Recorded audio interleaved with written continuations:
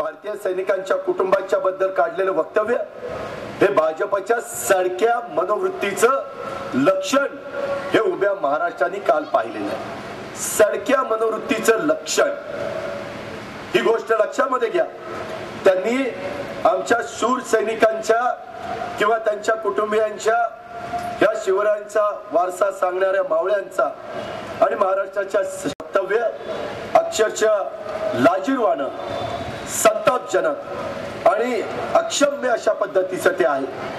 खरं तर अशा आमदारांना जोड्याने मारलं पाहिजे, कारण ज्या पद्धतीचं घृणास्पद वक्तव्य भाजपच्या सोलापूरच्या आमदारांनी केलं आहे त्या आमदाराला तर खरं तर जनतेने जोड्याने मारायला पाहिजे। एवढं वाईट त्यांनी सैनिकांच्या बाबतीमध्ये बोललं आहे, असं कुणीही बोलणं कुणाचं सहन करणार नाही।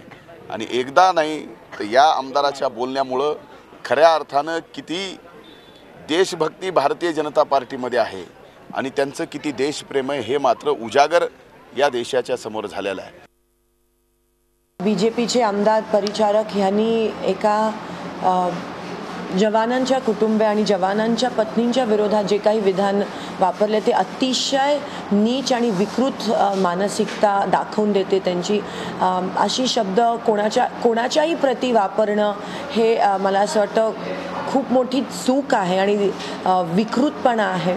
आणि त्याच्या पलीकडे जाऊन एका जवानांच्या कुटुंबांबद्दल असं बोलणं म्हणजे एकंदरीत या बीजेपीच्या लोकांची मानसिकता येथून दिसून येते। झी 24 तास रहा एक पाऊल पुढे।